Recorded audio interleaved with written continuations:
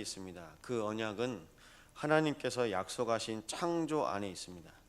창조를 어떻게 하셨냐? 말씀으로 하셨습니다.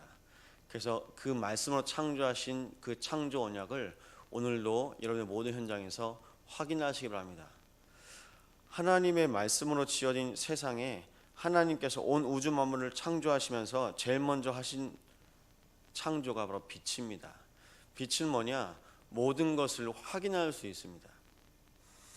우리의 인생에 하나님께서 말씀으로 비출 수 있는 은혜를 오늘도 여러분에게 하겠습니다. 언약이 없다.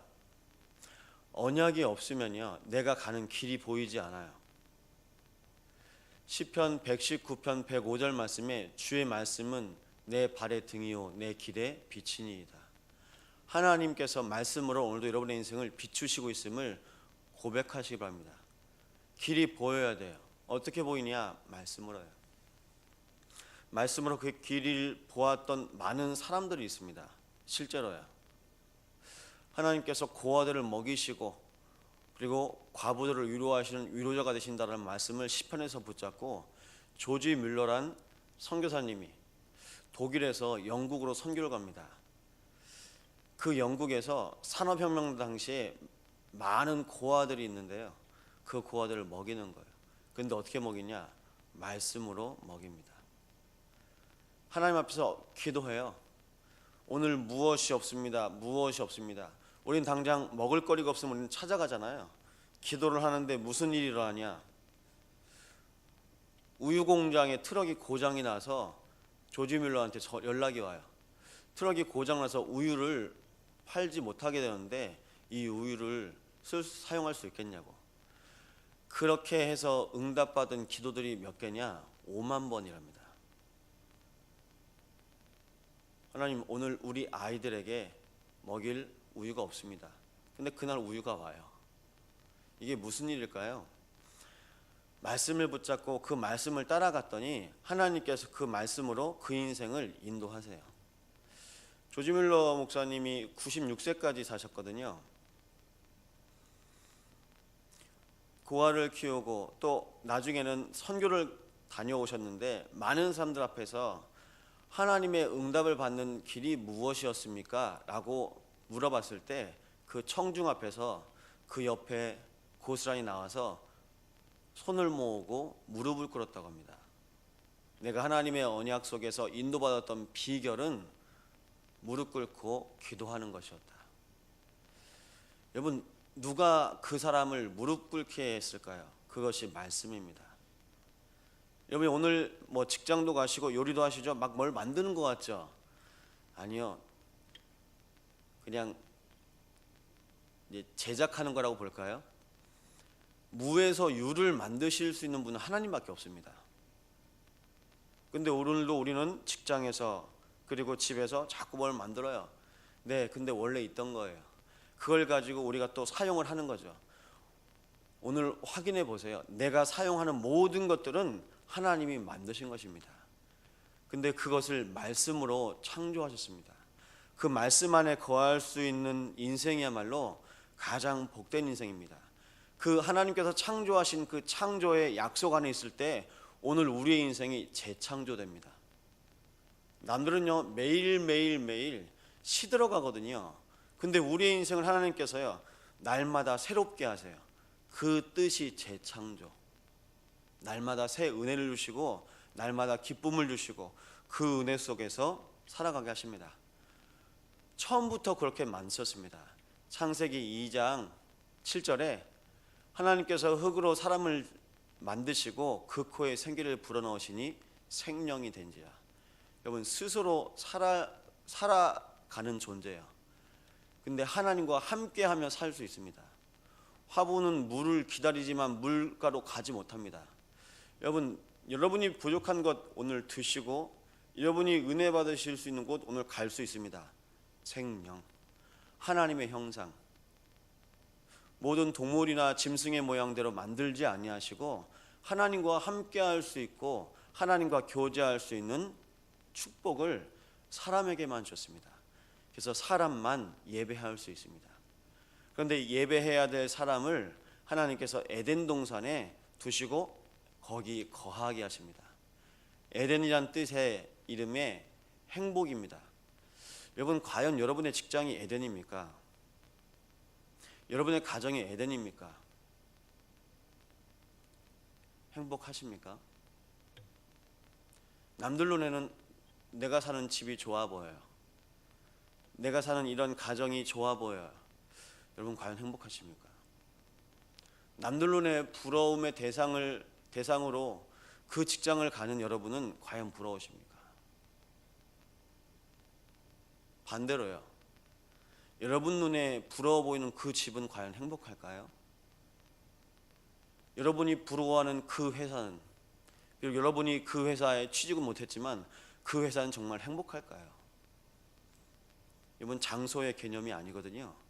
오늘도 하나님의 창조의 영이 그 현장에 임해야 됩니다. 재창조의 현장, 그곳이 에덴입니다. 하나님과 함께하는 곳으로 에덴이라고 말씀하십니다. 그 에덴 속에서 하나님께서 인생을 인도해 가십니다. 그런데 희한하죠. 동산 중앙에 선과 악을 알게 한 나무의 열매를 두시고 또 한 나무가 있는데 생명나무입니다. 다른 건 다 괜찮은데 동산 중앙에 선과 악을 알게 한 나무는 먹지 말라, 정령 죽으리라 말씀하십니다. 우리가 사는 모든 곳엔 다 정해진 법이 있습니다. 그 법은 넘어가라는 법이 아니라 거기에요, 그것으로부터 나를 지키는 겁니다. 하나님이 말씀하십니다. 하나님의 말씀에 또 사단이 아담과 하와에게 정반대로 얘기를 합니다. 여러분, 세상이 너무 커 보입니다. 하나님은 말씀하시는데 어느 정도 커 보이냐? 골리앗처럼 커 보입니다. 블레셋이라는 나라처럼 커 보입니다. 좋아 보여요. 커 보여요. 그래서 그것 앞에서 내가 오늘도 당황하고 망설이고 갈등할 때가 너무나 많습니다. 무슨 뜻이냐? 내가 언약이 없구나, 그렇게 보시면 돼요. 내가 언약이 없구나. 내가 그냥 다른 사람들이 더 부러워 보이고. 여러분, 우리가 보는 눈으로 분별하고 판단할 수 있는 것들 중에서 극히 제한적입니다. 그래서 그 모든 것들 앞에서 하나님께서 말씀으로 먼저 약속하신 것입니다. 오늘도 말씀으로 한번 현장에서 보세요. 말씀으로 보시라고요. 내 기준으로 보시면 내가 오늘도 또 속을 수밖에 없습니다. 그렇게 아담과 하와조차도 하나님의 언약이 있음에도 불구하고 속습니다. 왜냐? 사단의 이름이 원래 속이는 자입니다. 사단, 마귀, 속이는 자, 대적자. 여러분의 인생을 오늘도 속이게 하고 오늘도 여러분의 인생에 함께 하신 하나님을 대적하는 존재가 있습니다. 이 존재 앞에 하나님께서 즉각, 즉시, 그곳에, 그 시간에 말씀하신 언약이 있습니다. 그것이 바로 구원입니다.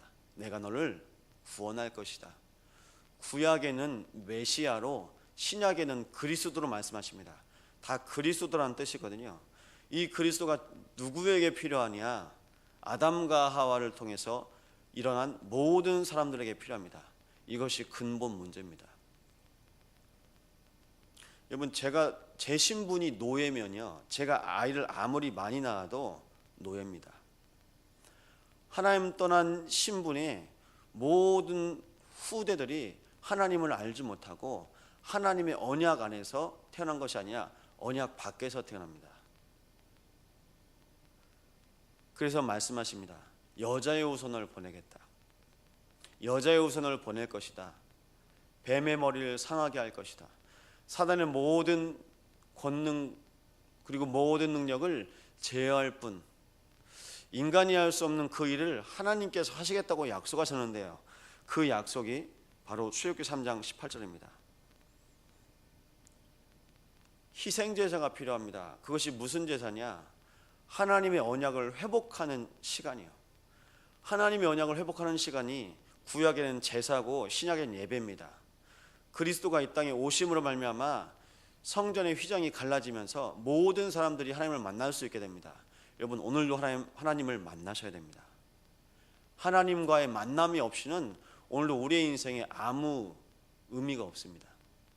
우리 인생을 인도하신 하나님께서 누구든지 나올 수 있도록 말씀하십니다. 그래서 오늘도 말씀하십니다. 누구든지 주 예수의 이름을 부르는 자는 구원을 받으리라. 착하다고요? 안 돼요. 능력이 있다고요? 안 됩니다. 여러분, 우리가 가지고 있는 그 어떤 것으로도 구원받을 수가 없습니다. 그래서 에베소 2장 말씀에 누구든지 자랑하지 못하게 하시려고 구원을 선물로 줬는데, 무엇이 선물이냐? 믿음을 선물로 줘서 구원을 받게 하십니다. 살 수도 없고, 그리고 그 구원으로 우리가 스스로 찾아갈 수도 없고, 그 구원에 갈 수 있는 능력이 없습니다. 하나님께서 이 땅에 보내신 그분이 바로 예수입니다. 마태복음 1장 21절, 22절, 23절입니다. 아들 낳으리니 이름을 예수라라. 이는 저를 죄에서 구원할 자이십니다. 선자들의 글로 말미암아 이루려 하심이라. 하나님께서 처음부터 약속하신 그 구원을, 신기하죠? 성경에 30여 명 이상의 사람들을 통해서 동일하게 그 사람들에게 알리십니다. 그들에게 알리신 것이 뭐냐? 구원. 여러분, 하나님께서는요, 살리실 수 있는 능력이 있으신 분입니다. 구원하시기로 작정하셨습니다. 요한복음 3장 16절, 하나님이 세상을 이처럼 사랑하사 독생자를 줬으니 이를 믿는 자는 누군지 멸망치 않게 하려 하십니다. 모든 사람을 구원하시려고 하나님께서 그 독생자를 보내십니다. 그래서 마태복음 1장 23절 말씀에 처녀가 아들을 낳을 것이니 그 이름을 임마누엘이라 하리라. 이를 번역한즉 하나님이 우리와 함께 계시다. 오늘도 하나님이 함께 하시는 참된 축복을 누리시기 바랍니다. 하나님이 오늘 여러분과 함께 계셔야 돼요. 오늘 그것을 확인할 수 있는 것이 바로 영원한 하나님의 말씀, 언약입니다. 이 언약 속에서 우리의 인생을 하나님께서 인도하셨습니다. 이 언약을 따라 하나님께서는 오늘도 정확하게 여러분의 인생을 인도하십니다. 순간순간마다 여러분이 했던 많은 행동들을 여러분 스스로 책임질 수 있을까요? 책임을 못 져요. 그래서 자꾸 주인을 바꾸셔야 돼요. 주인을 바꾸지 않으면 오늘도 여러분이 후회하고 여러분이 낭망할 일들이 많습니다. 제 청소년 시절에 자꾸 후회가 되더라고요. 그래서 속으로요, 자꾸 그럴걸, 뭐뭐 할걸. 그런데 어느 순간요, 그 마음이 싹 사라졌습니다. 하나님 바라보고 하나님 은혜 가운데 사니까요, 감사하더라고요.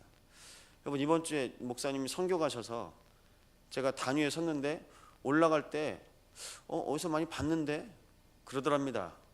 우리 교회 처음 온 분이 이제 올해 12월에 결혼을 한대요.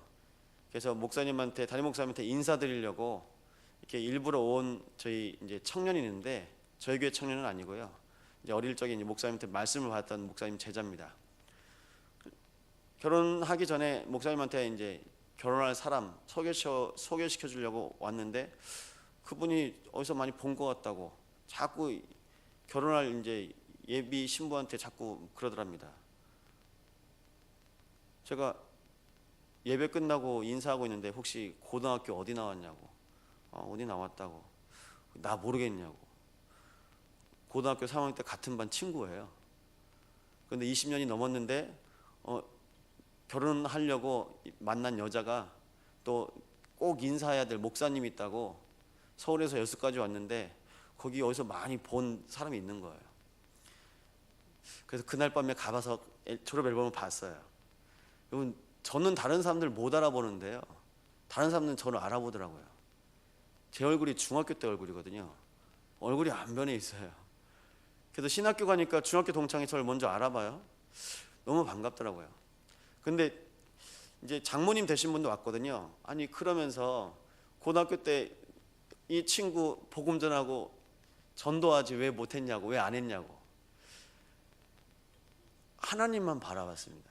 내 인생에 너무나 힘드니까요. 그 고등학교 때 아마 이 친구는 모를 거예요. 고3 때 같은 반이었는데 이미 고3 때 저는 가출을 했어요. 근데 집을 나가서 친구 집에서 학교를 다녔어요. 여러분 생각하신 일반적인 가출이 아니라 공부를 해야 되는데요. 매일 집안이 전쟁터인 거예요. 근데 내 인생을 인도해 주시는 분이 누구냐? 그래도 하나님 믿거든요. 어떻게 다니냐? 새벽에는 교회에서 새벽 예배 가고요. 그리고 친구 집에서 갈비집 하시는 친구 어머니가 있어요. 도시락 2개를 갈비로 두툼하게 반찬을 싹 싸서 용돈까지 줘서 보내줘요. 학교 가면 애들이 좋다고 제 반찬을 먹어요. 야, 얘는 맨날 갈비만 싸온다고. 애 속도 모르고. 그렇게 1년을 보냈습니다. 1년은 꼭 다 안 채웠겠죠. 전 힘들었어요. 그런데 저를 붙잡고 저를 인도하시는 분이 계세요. 그분이 하나님이셨어요. 제가 오늘 왜 이 자리에 있냐? 하나님, 나 같은 사람 있지 않습니까?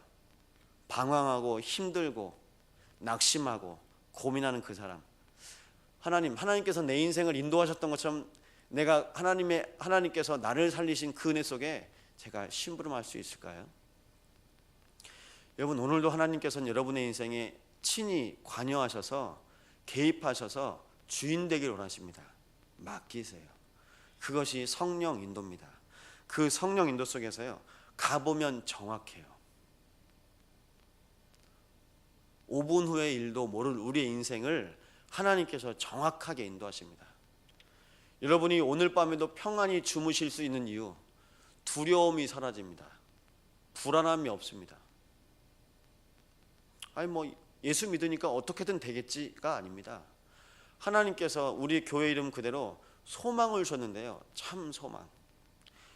그리스도로 말미암아 우리의 인생의 주인 되신 그 은혜를 통해서 하나님께서 여러분 인생의 주인 되셔서 정확하게 말씀하십니다. 너희들에게 내가 보혜사를 보낼 것이다. 여러분을 보호하시고, 여러분 오늘 무엇이 보호받아야겠습니까? 여러분이 가지고 있는 재물, 건강, 여러분의 직장의 직위요? 아닙니다. 여러분의 마음과 생각이 보호받으시면 됩니다. 잠언 4장 23절 말씀에 무릇 지킬 만한 것 중에 내 마음을 지키라, 이런 생명의 근원이 거기에서 나온다고 말씀하고 있습니다. 마음이요. 근데 마음도 내 마음이 아니에요. 내 마음에 하나님께서 성령이 거하시도록 창조하셨습니다. 하나님이 어디 계셔야 됩니까? 그리스도께서 여러분의 인생에 어디를 인도하셔야겠습니까? 여러분의 마음과 생각의 주인 되심을 오늘도 고백하시 바랍니다. 그 고백이 시작될 때 하나님께서 은혜를 주십니다. 하나님께서 여러분에게 허락하셨던, 여러분이 들었던 모든 말씀을 친히 스승이 되셔서 깨닫게 하시고 가르치십니다. 그 일을 하시는 분이 성령님. 성령께서 여러분의 인생을 인도하실 때 하나님께서 여러분을 충만하게 하십니다. 무엇으로 충만하셔야 되냐? 성령 충만. 하나님의 영으로 충만하여지고 그 말씀으로 충만하여진 그 은혜를 여러분 혼자 누리시는 것이 아니라 온 유다와 사마리아와 땅끝까지 이르러 내 증인이 되리라 하시리라. 여러분을 증인으로 보신 줄 믿으시기 바랍니다. 오늘 기도하시겠는데요, 성부, 성자, 성령, 하나님의 영원한 그 언약을 여러분에게 허락하시고 여러분의 인생을 짧은 인생 같지만 영원한 인생으로 인도하십니다. 그것이 바로 언약의 여정입니다. 오늘도 언약의 여정을 가는 우리 모든 인생과 또 캠프를 하는 광주와 담양 현장 위에 하나님의 나라가 임하게 하시고 오늘도 언약을 붙잡고 가는 귀한 날 되게 달라고 합심으로 기도하시겠습니다. 감사를 드립니다.